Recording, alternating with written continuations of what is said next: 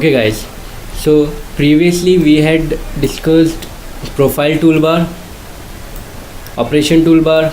We had discussed all the commands and the sub commands over here in these features. The only thing which we had left out is the project 3D element. Okay, so today we will be discussing about the constraints toolbar. Okay, so I would like you to know that this particular toolbar is very effective and very useful, but this toolbar this command is the command which we will be using later on when we are working on the 3D models. So currently we are concerned with this and up to this. So as you know, the creation of the basic geometry is like this. Now for when we create a geometry, we have to give it a constraint. Means suppose I had created a geometry, now we have to specify the dimensions. So while creating the geometry, I had the option of creating the options by using sketch tools. Suppose right now when I click, I get an option sketch tools. Here when I select a geometry, I get a variety of options from where I can change my dimensions. I want my dimension to be 240. Okay, then 240. Okay, then 150. Enter. The value is locked. Now when I enter 150, the value would again be locked, and my geometry is constrained and it is green in color, and it will show us the dimension that it is 150 by 150 of the square. So this is one way of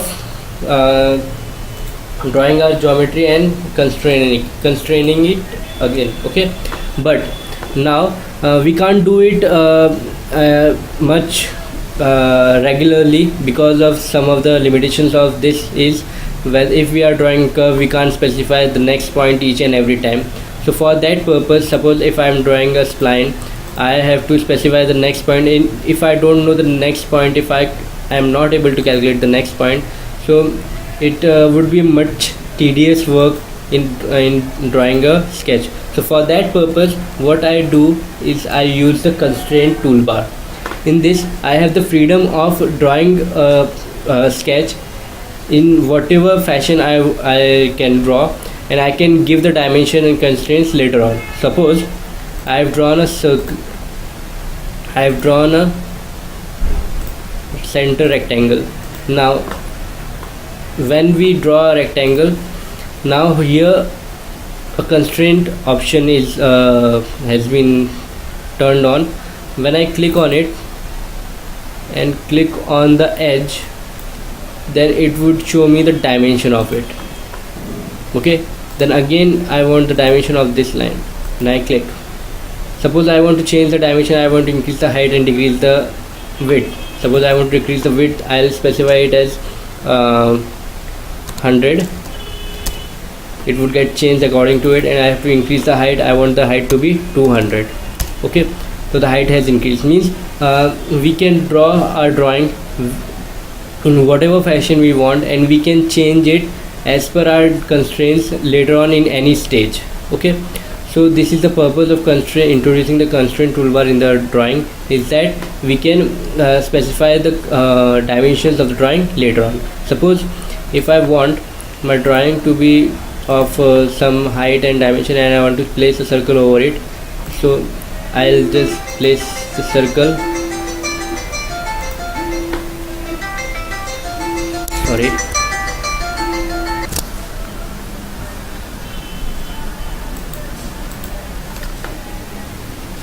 Okay, so now I'll give constraints between this line and this point. Sorry, constraint between this line and this point means I want this circle to be at a distance of 50 from the edge, and I want the square to be of uniform length of 40 by 40.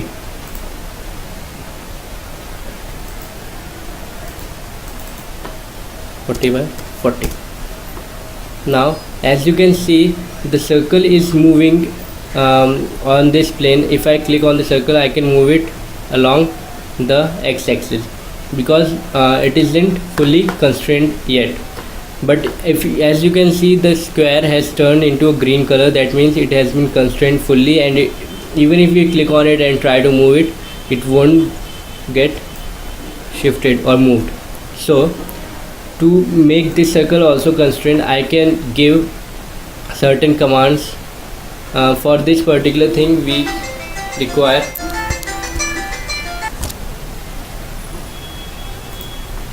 okay. So now what we are going to do is here is another constraint command. Actually the thing is, this constraint command is actually a dimensional command. Okay, dimensional constraint command. So here you can give dimensions to an object and you can constrain its dimensions, and here we can give certain geometrical constraints. For example, if we want this circle to just place over the top of this box, we can select the point and we can select the axis. We can select the point and we can select the axis. Now when we click on this, we'll get certain options or possibilities which are means possible. For example, we can coincide these points, we can give a distance between these 2 points, okay, or we can either fix these points. So suppose if I give a coincide, then this point and this point will get coincide with each other. Now you can see again the circle is in green. So for that purpose we have to if you click it and you try to move, you can see the only thing which is changing is the radius of the circle. So for that purpose we have to specify the radius of the circle. I want the radius to be at 50. If I click, now you can see my whole geometry has turned into green, and it means that the geometry is constrained, fully constrained. And even if I select each and everything, or while drawing, if I by mistakenly click on it, if I move it, it won't move. My geometry is fully constrained by using a different options. So we'll try to use much more things, and do much more possibilities by using a different command. For example, if I draw a circle, okay, if I draw a circle and now the circle is free to move over any place, and even the okay. So but the thing is, I want the circle to be tangent to this box. So I'll select the circle, control selection of circle, then control, then clicking it. Now I'll go to geometrical constraints, I'll select tangency. Both of them are now tangent.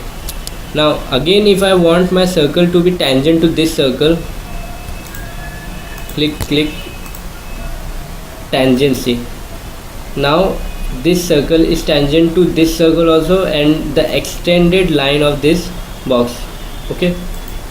Now even in that condition, this circle is moving. We have to constrain it, we have to select it, we have to make it green. I can select it to be 60 of diameter, okay. My geometry is complete.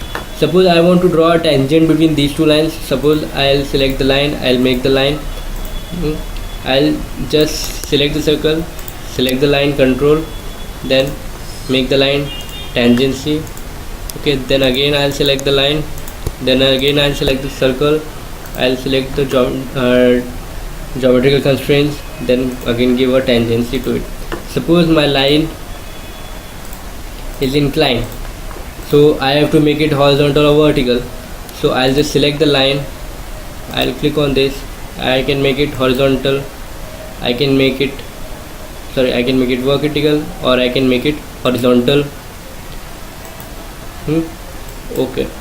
So there are different possibilities of attaching two bodies by various constraints, and making the body fully constrained, okay.